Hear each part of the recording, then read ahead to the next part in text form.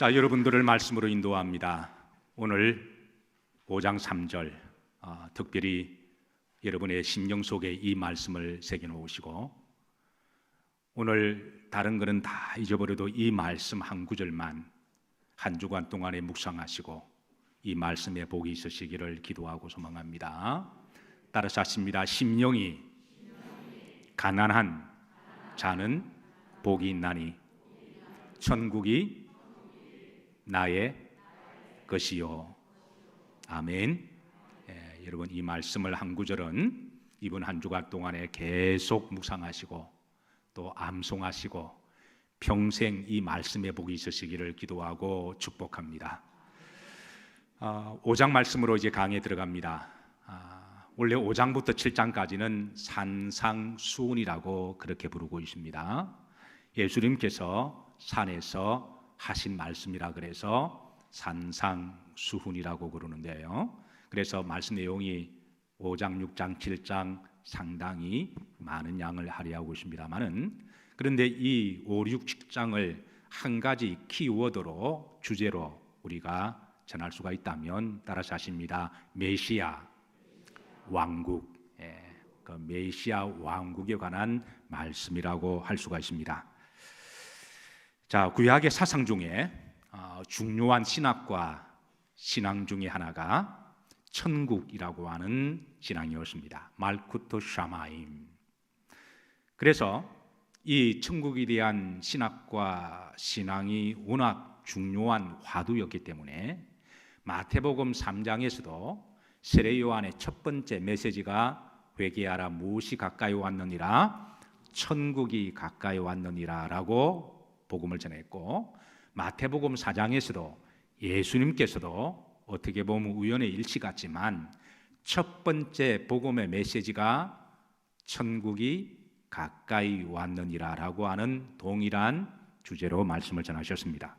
이는 그 정도가 구약에서 기대하고 고대하던 사상이 천국이라고 하는 사상과 신학이었고, 그래서 히브리인들이 구약의 하나님의 백성들이 모이면 가장 많이 함께 질문하고 대답하고 고민했던 것이 바로 천국은 어떤 곳인가 라고 하는 물음이었고, 또 선지자나 제사장들은 여기 대해서 랍비들은 대답을 해주게 되었고요. 소위 바이블 스터디 할 때도 이 문제가 주된 또 화두였습니다. 천국은 어떤 곳인가? 천국의 삶은 어떤 삶인가? 그리고 천국은 어떤 자들이 들어갈 수가 있는 것인가?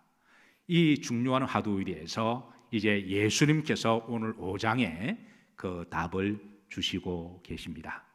그래서 천국을 다른 말로 하면, 이제 구약의 메시아적 예언적 사상이 하면은 하나님은 때가 되시면 메시아를 보내주실 것인데, 그 메시아가 이 땅에서 하나님의 나라를 임하게 하실 것이고, 그래서 주님께서는 주기도문 중에 하늘의 뜻이 이 땅에 이루어지이다 라고 기도를 가르쳐 주셨고, 또 그렇게 기도하라고 우리에게 명령을 하셨습니다. 물론 천국은 궁극적인 천국의 장소는 하늘나라입니다. 그러나 이 말쿠토 샤마임이라고 하는 이 천국은 이제 하늘에도 있지만 우리 믿는 자들의 심령 가운데도 하나님이 맛보게 하시고, 그리고 나와 너 사이에도 천국을 이루게 하시고, 그리고 가정천국과 교회천국을 하나님이 우리들에게 다양한 의미에서 이 말쿠토 샤마임 안에 포함되게 하셨는데요. 그래서 예수님께서 이제 이 땅에 메시아로 오셔서 이제 천국에 대해서 다른 말로 메시아 왕국에 관한 말씀을 전하기 시작하십니다. 그래서 이 5장을 보면 마태복음 5장에는 메시아 왕국은 어떤 특징을 가지고 있는가에 대한 말씀을 주세요. 그리고 마태복음 6장에서는 메시아 왕국의 삶은 어떤 삶인가, 이 부분을 전해주시고, 그리고 7장에 와서는 메시아 왕국의 천국에 어떤 자들이 들어가야 할 것인가, 이런 주제를 가지고 이제 주님이 말씀을 해주십니다. 자, 마태복음 5장에서는 특별히 이제 메시아 왕국의 그 특징과 성격에 대해서 말씀하시는데요. 이제 팔복을 말씀하시죠. 마태복음 5장 그러면 팔복에 관한 말씀이 있는데요. 이 팔복은 크게 세 가지의 어떤 레슨을, 영적 레슨을 주고 있습니다. 첫 번째, 이제 메시아 왕국에서 이루어지는 하나님 나라의 삶의 특징들입니다. 이 팔복의 말씀들이 메시아 왕국에서 이루어지는 하나님의 나라의 삶의 특징들입니다. 그리고 두 번째는 예수님 안에, 예수님의 성품 안에 이 8가지의 왕국의 속성들을 주님이 다 품고 계신다는 겁니다. 그래서 8가지 속성. 이 팔복을 조금 암송했으면 좋겠어요. 앞으로 이제 8주 동안에 시간 되는 대로 이제 말씀을 전해줄 터인데, 제가 여러분들이 자연스럽게 암송할 수 있도록 여러 번을 반복을 하도록 하겠습니다. 그때마다 잘 따라오시면 여러분들이 자연스럽게 신비에 새겨질 것이고, 마치 예수님을 잘 따라가다 보면 천국에 가게 되는 것과 똑같습니다. 예배 잘 들으시고 말씀을 잘 들으시기를 주의 이름으로 축복합니다. 따라서 하십니다.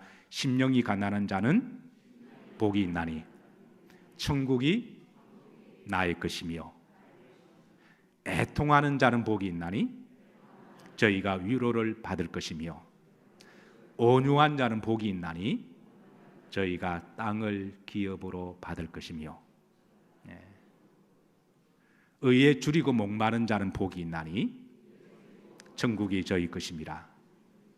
긍휼히 여기는 자는 복이 있나니 긍휼히 여김을 받을 것이며, 마음이 청결한 자는 복이 있나니 저희가 하나님을 볼 것이며, 화평케 한 자는 복이 있나니 저가 하나님의 아들이라 일컬음을 받을 것이며, 의를 위하여 핍박을 받은 자는 복이 있나니 기뻐하고 즐거워하라.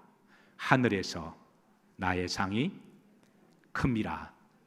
이 8가지 팔복의 말씀을 여러분 너무 서두르지 않으셔도 괜찮습니다. 오늘은 이번 한 주는 3절만 여러분 암송하시면 됩니다. 자, 그래서 이 팔복의 캐릭터가 예수님 안에 다 담고 있는 성질들입니다.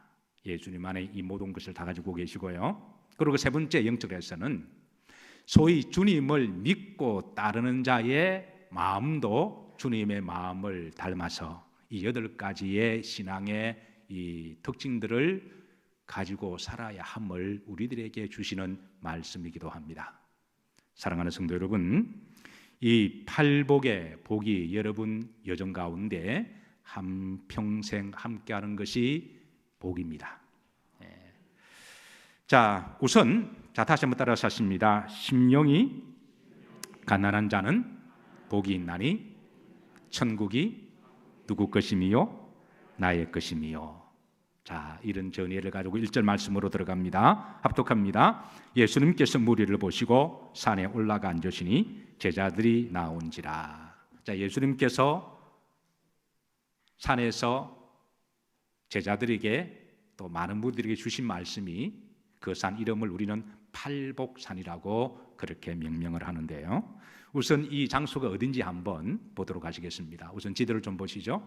이 갈릴리 호수의 서북쪽에 있는 가버나움에 있는 그 북쪽에 있는 곳이 바로 이제 이 팔복의 이 너지막한 동산이 있습니다. 자, 그다음 사진을 한번 보도록 하십니다. 자, 갈릴리 호수에서 바라보는 저 가운데 있는 건물이 바로 팔복 기념교회인데요. 자, 그다음 사진 한번 보시죠. 보시면 팔복 교회의 정면의 모습입니다. 자, 그다음 사진 한번 보시죠. 보시면 이 팔복 교회에서 이 갈릴리 바다를 바라보고 찍은 사진인데요. 자, 그다음 사진 한번 보십시다. 어느 성지 순례팀이 주님이 앉을 법한 그 장소에 앉아서 이제 하나님께 예배드리는데, 이때 여기에서 본 말씀은 어느 부분일까요? 당연히 마태복음 5장 팔복에 가는 말씀이겠죠. 동일한 말씀인데도 때로는 장소와 지역에 따라 감동이 다를 때가 있습니다. 2000년 전에 주님께서 이 어느 부근에서 제자들에게 하셨던 이 팔복에 대한 말씀이 아마 이곳에서 다시 한번 묵상하고 듣고 옷을 열어들 때에 아마 남다른 가슴에 뭉클뭉클함이 있지 않을까 생각하고, 이미 여러분들 중에 이곳에 다녀오신 분들은 정말 복이 많으신 분들이에요. 그러나 아직까지 마음은 놀이로되 가지 못하신 분들은 이번 회복의 열매 여러분 열심히 잘 팔로우하시고 하시면 뒤에 보시면 2021년이 될지 22년이 될지 이제 나라에서 문을 열어주면 그때 성지순례 가는데 1등은 제가 굳이 150만이라고 말은 하지 않겠습니다. 이게 돈이 목적이 아니라 열매가 목적인 것을 기억하시고, 그래서 여기에 성지순례를 지원하는 상으로 그렇게 준비가 되었으니 여러분 아직 가보지 못하신 분들은 이제 제가 그런 분들을 모시고 가서 제가 저 장소에서 마태복음 5장을 다시 읽어드리고 그 말씀을 전하도록 그렇게 하겠습니다. 자, 2절입니다. 2절 다 같이 합독하십니다. 입을 열어 가르쳐 이르시되. 자, 예수님께서 입을 활짝 여시고 그리고 가르치십니다. 흥미로운 것은 히브리 관점에서 보면 히브리 학자들은 말하기를 이 팔복산을 따라서 하십니다. 신약의 신의 산이라고 불러요. 흥미롭죠?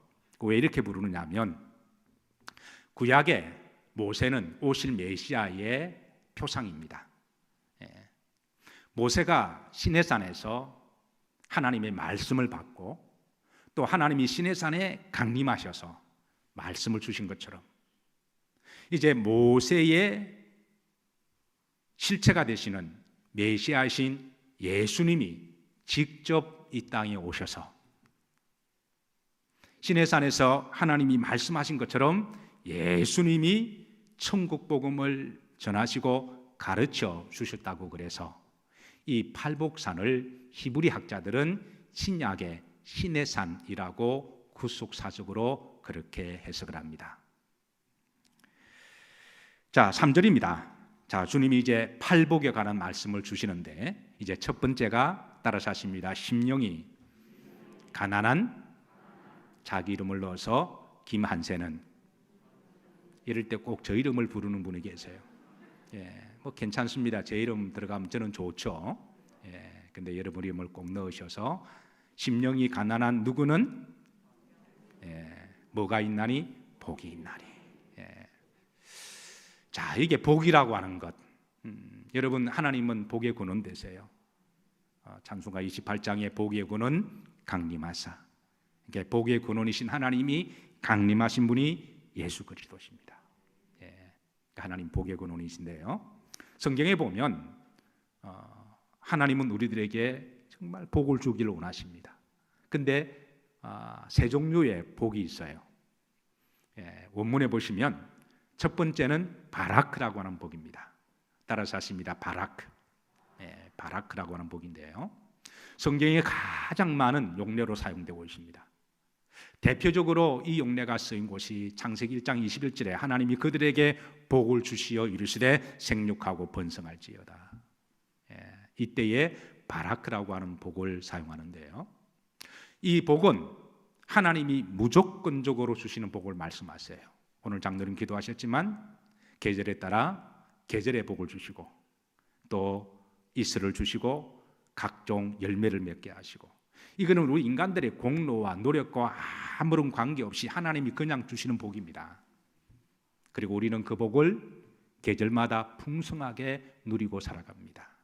태어날 때 우리가 걸어다니고 호흡하고 우리가 자라는 것, 이건 하나님 우리에게 생육의 복을 주셨기 때문에 그런 거죠. 그래서 이 복을 다른 말로 따라서 하십니다. 은혜의 복. 은혜의 복이라고 그래요. 내가 뭐 노력이나 돈을 주고 산 것이 아니기 때문에 여러분 공기도 그러하잖아요. 그래서 우리는 지금 날마다 그 은혜의 복을 누리고 살아갑니다. 여러분 날마다 하나님께 감사하시기를 주의 이름으로 축복합니다. 계절마다 맛있는 음식을 드실 때마다 정말 진하게 감사 기도를 하시고요.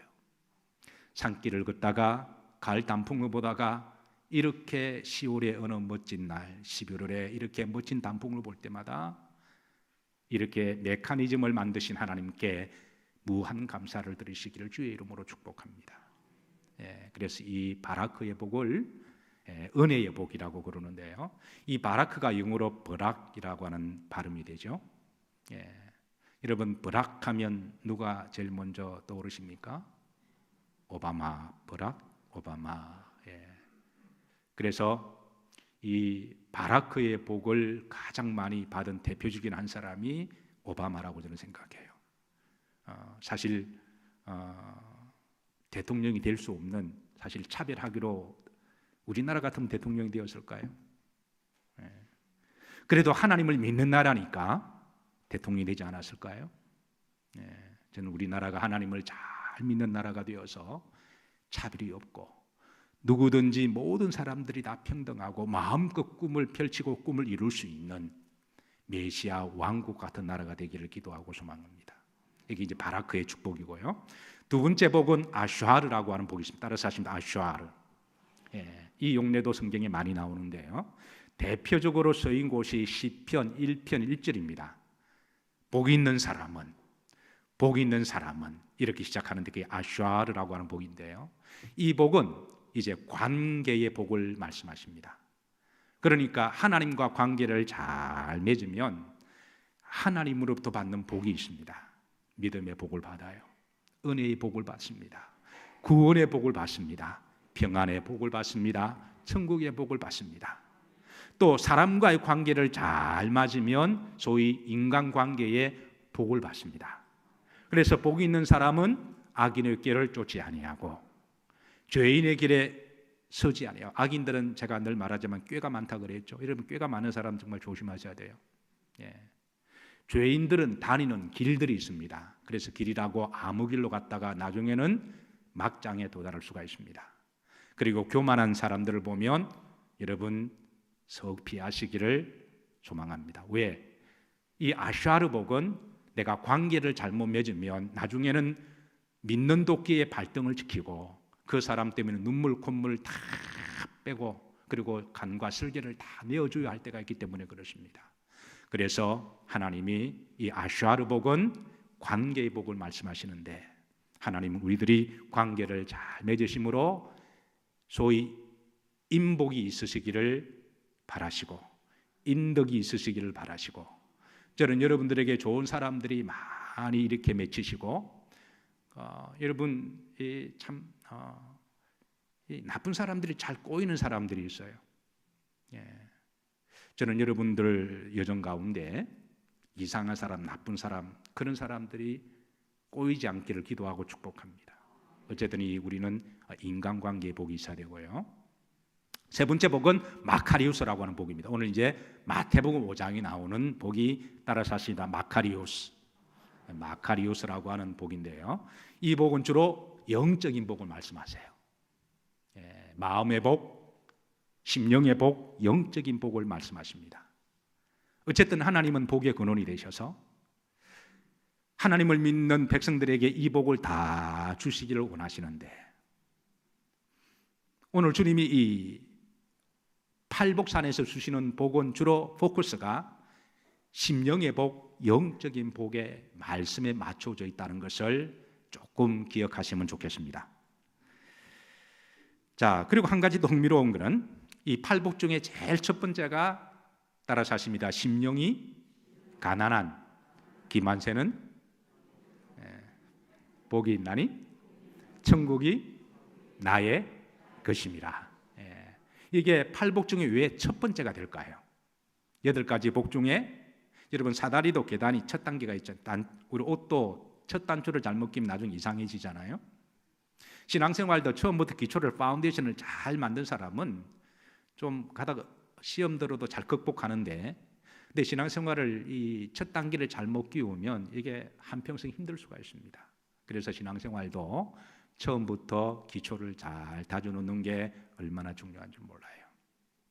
시제로 보면 팔복의 첫 번째가 현재 시제고요. 나머지 애통하는 자, 온유한 자, 의, 긍휼, 마음이 화평, 이 7가지는 다 미래 시제로 되어 있습니다. 재밌죠? 그러니까 심령이 가난한 시제 지금 너희는 복이 있나니. 이거 이제 현재 시제입니다. 근데 그 다음부터 이제 애통하는 자는 복이 있을 것이니, 그러면서 미래 시제로 다 사용하고 있어요. 그래서 영어 역본에 보면 이렇게 되어 있습니다. 화면을 보시면, 자, 이 애통하는 자는 복이 있을 것이니 they will이라고 그렇게 번역을 했습니다. 나머지 다 그렇게 번역을 해요. 자, 이게 무슨 말이냐면, 이 팔복에 가장 우리가 팔복을 누리기를 원하시면 첫 번째 복, 현재, 지금 마음이 가난해야 그 다음으로 넘어갈 수 있다는 거예요.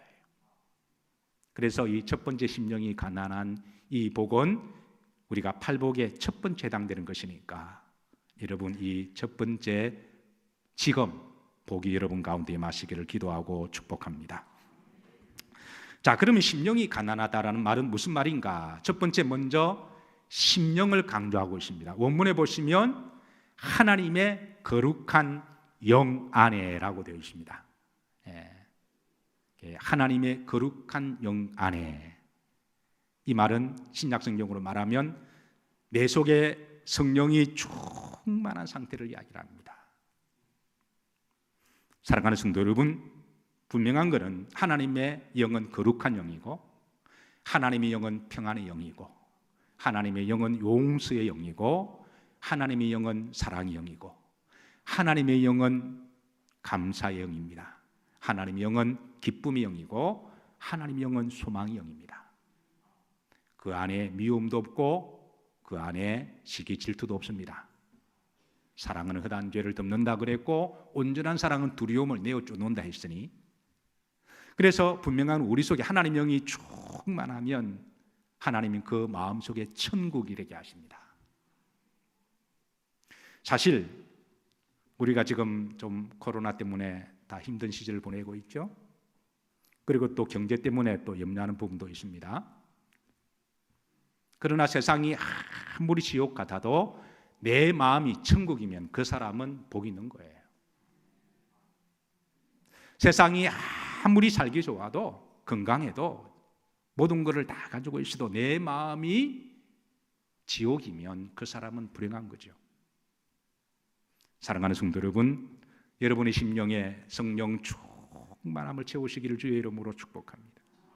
하나님의 집은 거룩한 영이니까 마치 향기가 많은 꽃 정원 속에 좀 있다 보면 향기가 묻어나듯이 거룩한 성전에 오셔서 여호와를 임재를 바라보시고 하나님께 온전히 맡기심으로 그냥 몸만 왔다 갔다 하는 그런 예배가 아니라, 하나님 제가 왔으니, 때로는 몸이 아프신 분도 계시고, 때로는 어떤 분은 어제 신방을 제가 갔는데요, 우리 어르신 권사님이십니다. 이제 신방 갔는데 그분이 평소에 말씀을 거의 없으신데 그날따라 저에게 말씀을 너무너무 많이 하셔서 옆에 있는 이제 짝지 권사님이 자기가 이런 남편을 처음 봤다라는 거죠. 근데 말씀을 너무 많이 하시니까 그래서 자꾸 제재를 하시는데 저는 듣기가 너무 행복했습니다. 평소에 말씀이 없으신 어르신이 그래도 담임 목사를 보고 반가워서, 마치 사실 뭐 제가 개인적으로 대단한 사람도 아닌데 근데 목사를 보는 것은 마치 주님에 대한 예우로서를 보는 것 아닐까요? 그래서 그 믿음으로 이렇게 말씀을 하시는데 제가 들으면서 너무나 행복했습니다. 그래서 제가 말씀을 듣고 하는데, 목사님 제가 나이가 들어가니까요 잘 들리지가 않아요. 근데 교회 가서 말씀을 듣는데 한 30%밖에 못 듣는데요. 나머지 70% 눈치로 대충 이렇게 은혜를 받는다 그러는데, 제가 그 말을 들으면서 우리도 나이가 들면 다 그러지 않겠어요? 다른 사람 뭐 신체가 다 비슷한데, 근데 중요한 거는 30%밖에 못 알아들어도 하나님이 그 성도에 오는 그 믿음을 보시고 하나님을 사랑하는 그 마음을 이미 받으신 줄로 믿으시기를 주의 이름으로 축복합니다. 그래서 여러분 중에 혹시라도 여러분 아직까지 젊으시고 아직까지 머리가 좋으시고 아직까지 비상하셔서 목사가 설교하는 모든 내용들을 다 기억하시고 심지어 원문의 내용까지도 여러분들이 기억하시고 은혜를 받으시고 깨달으신다면 정말 복 있는 분입니다. 그런데 또 어떻게 하다 보니까 잘 들리지도 않고 잘 좀 이렇게 이해를 못해도 중요한 것은 하나님 품 안에 오신 여러분들의 믿음을 보시고 하나님은 사랑으로 이미 예배를 받으신 줄로 믿으시기를 주의 이름으로 축복합니다. 예배를 받으시는 분은 하나님이시기 때문에 하나님, 우리가 때로는 부족하고 연약해도 오히려 그런 상태에서 나오는 그 성도의 믿음을 더 귀하게 보시고 갑절의 은혜를 주실 줄로 믿으시기를 주의 이름으로 축복합니다. 그래서 여러분, 뭔가 좀 부족해도 교회 오는 것을 주저하지 마시고 하나님의 집에 당당하게 오시고, 그리고 설교 잊어버려도 괜찮습니다. 또 예배드리다가 너무 피곤하셔서 주무셔도 괜찮습니다. 주무시다가 넘어지지만 마세요. 배 쿵 해가지고 또 이러면 조금 복잡한 일이 생길 수가 있으니까 어쨌든 여러분 잘 오셨습니다.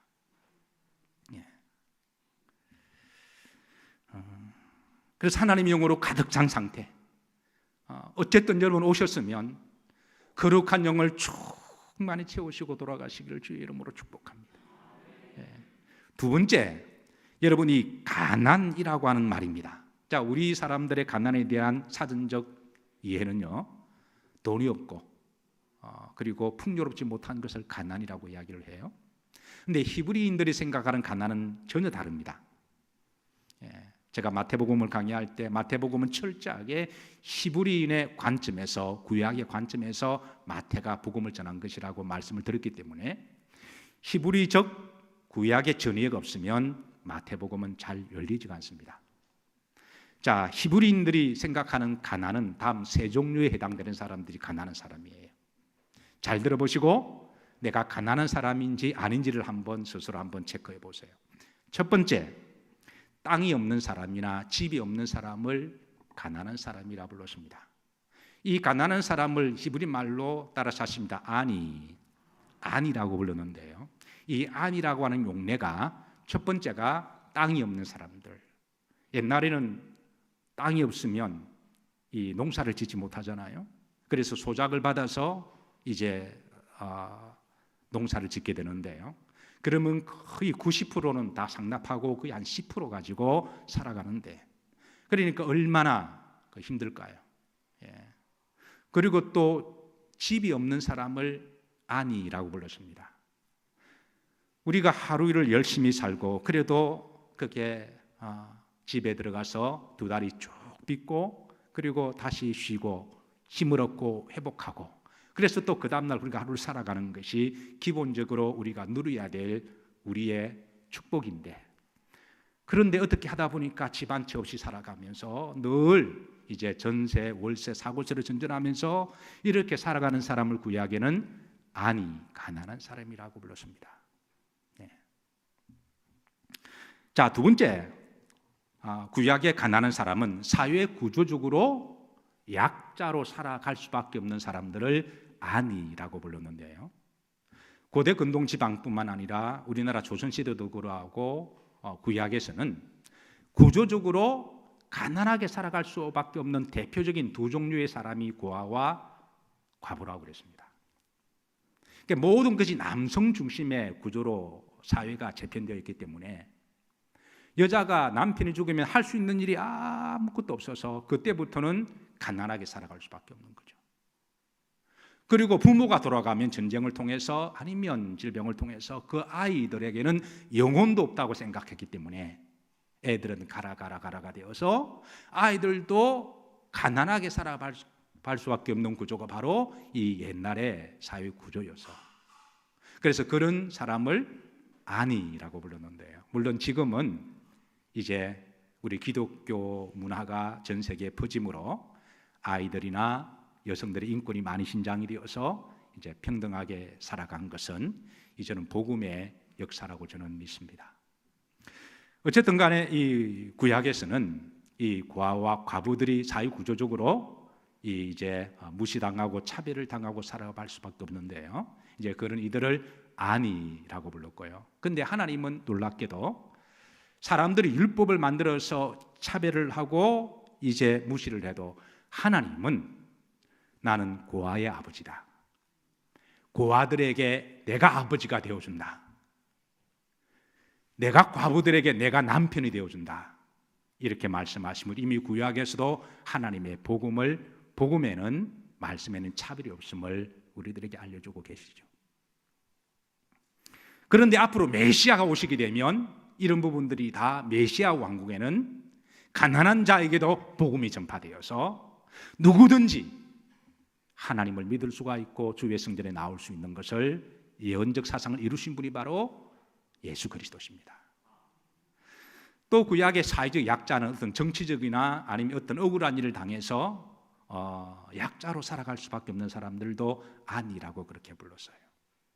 자, 세 번째 약자는 누구냐면 질병이 있거나 태어날 때부터 선천적인 장애가 있는 사람을 안이라고 불렀어요.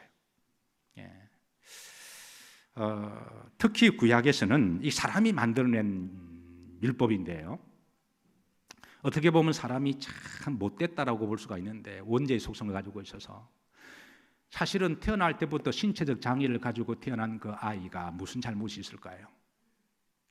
그런데 부모의 잘못이나 여러 가지 환경의 잘못 때문으로 인해서, 그래서 신체적으로 장애를 가지고 태어난 아이를 옛날 사람들은 그걸 막 정죄하고 마치 천벌을 받은 것처럼 그렇게 했잖아요. 우리나라도 불과 얼마 전에도 그랬습니다. 근데 사람들은 그런 거 보면 참 못된 것 같아요. 안 그래도 힘들게 어렵게 살아가는데 그런 아픈 상처를 가지고 살아가는 아이들에게 천벌을 받았다고 그렇게 정죄를 하니까. 근데 문제는 구약에서는 이런 신체적 장애가 있는 사람들을 하나님께 천벌을 받았다고 자기들이 마음대로 제단을 하고 문제는 성전에도 못 들어오겠다는 데 문제가 있는 거예요. 그래서 구약에는 성전에는 이 신체적 장애 있는 사람들이 못 들어갔습니다. 구약에 있어서 성전에 못 들어간다고 하는 것은 두 가지 메시지가 있습니다. 주는 메시지가, 첫 번째는 너는 하나님의 백성이 될 수가 없다라는 겁니다. 그러니까 하나님의 자녀가 아니면 마귀의 자녀라는 거죠. 두 번째에 성전이 못 들어가는 것은 천국에 못 들어간다는 것을 의미했기 때문에 이거는 저주를 상징했습니다. 그래서 앞으로 메시아가 오시게 되면 가난한 자들에게 복음을 전하시는데, 특별히 주님께서는 태어날 때부터 선천적인 장애우들을 많이 고치셨어요. 날 때부터 38년 된 안전병이를 주님이 이렇게 세우시고, 날 때부터 앞을 보지 못하는 소경의 눈을 뜨게 하셔서 실로암 못에 가서 씻으라고 했을 때에 이 두 장애우가 고침을 받고 난 다음에 펄펄 뛰면서 저들의 가장 큰 기쁨은 내가 이제 몸이 건강하다가 아니라 하나님의 성전에 들어갈 수 있기 때문에 기뻐했다라는 거예요. 그러니까 우리와 차원이 다른 겁니다. 우리는 뭐 어디 고침 받으면 이제 가고 싶은 건 가고 먹고 싶은 거 먹고 이런 식이었지만 구약의 장애우들은 차원이 다른 거예요. 이제는 하나님이 전에 나도 들어갈 수가 있다. 나도 하나님의 자녀가 될 수가 있다. 그래서 주님께서는 오셔서 가난한 자에게 복음을 전하신 것은 이사야 61장 1절에 보면 하나님이 때가 되면 메시아를 보내는데 그 메시아는 이 땅에 오게 되면 가난한 자에게 복음을 전하게 되고 포로된 자에게 자유를 주고 눈먼 자를 앞에 보게 하심으로 복음을 전파하게 될 것이다. 이게 바로 이사야 61장의 1절에 있는 메시아 사상에 대한 예언적 말씀입니다. 자, 한번 말씀을 확인합니다. 이사야 61장 1절 다 같이 합독하십니다. 여호와 영이 내게 내리셨으니 이는 여호와께서 내게 기름을 부으사 가난한 자에게 아름다운 소식을 전하게 하려 하심이라.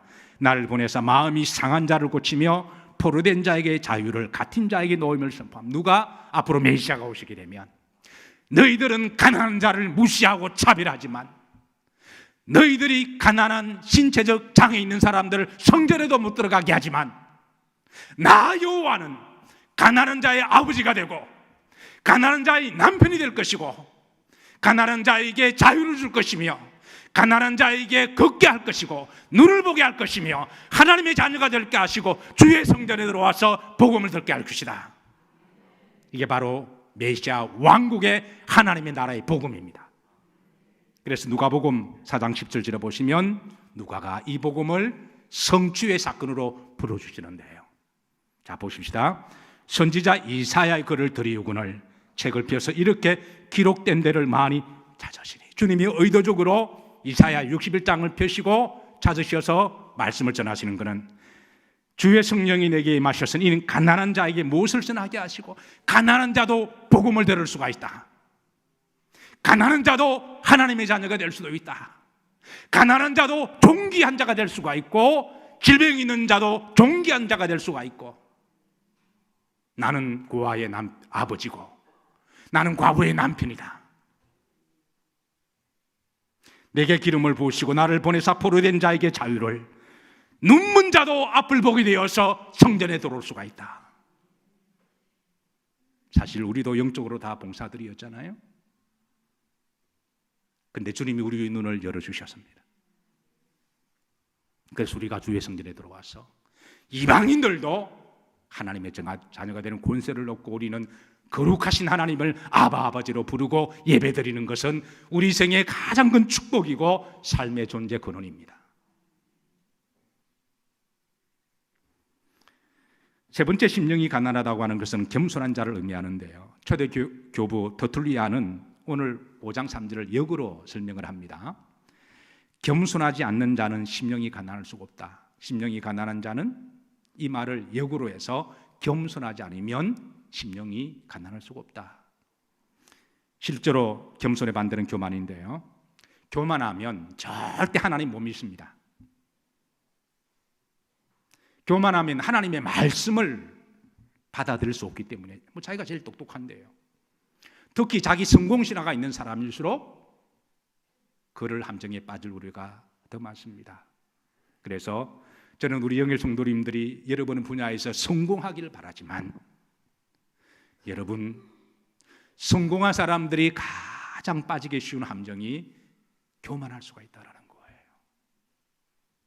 사랑하는 성도 여러분, 하나님을 믿기 제일 힘든 사람은 가난한 사람이 아니라 교만한 사람입니다. 겸손하시고 여러분의 마음이 천국이 되시기를 주의 이름으로 축복합니다. 마지막, 심령이 가난한 자는 전적으로 하나님만 의지하는 사람을 이야기하는데요, 내가 가난하기 때문에, 연약하기 때문에, 내가 부족하기 때문에 인생을 살아가면 살아갈수록 우리가 믿을 분은 하나님밖에 안 계세요. 내가 건강하고 똑똑하고 잘 나갈 때는 내가 제일 잘 나가 같지만 인생 10년, 20년 지나가면 다 갈대와 같고 상한, 그리고 꺼져가는 등불과 같은 게 우리 인생이잖아요. 하나님 왜 때로는 우리들에게 인간이 감당할 수 없는 큰 한계를 만나게 하시나요? 올해만 하더라도 코로나라고 하는, 이게 인류 전체가 어떻게 해볼 수도 없는, 어떤 경우는 자연재해를 통해서, 어떤 경우는 사랑하는 사람이 이별을 통해서, 어떤 경우는 아무리 의술이 발전해도 과학으로 고칠 수 없는 질병을 우리가 앞으로도 만나게 될 터인데, 왜 하나님 때로는 그런 걸 허용하시나요? 그거는 인간의 연약함을 깨닫게 하고, 결국은 전적으로 의지하고 우리가 믿을 분은 하나님밖에 없음을 고백하기 위함이 아니겠습니까? 심령이 가난한 자는 하나님을 전적으로 신뢰하고 하나님을 의지하는 자들입니다. 말씀을 정리합니다. 따라서 하십니다. 심령이 가난한 김한세는, 또 저 따라하는 분이 계시는 것 같아요. 복이 있나니 천국이 나의 것이며, 한 주도 이 말씀으로 승리하시기를 주의 이름으로 축복합니다. 자, 우리 찬양대 나오시고 우리 찬양 들으시는 동안에 여러분 따라 찬양하셔도 괜찮고, 또 여러분 그 찬양에 따라 오늘 주신 말씀 통성기도 결단하시면서 우리가 기도하는 시간을 갖도록 합니다.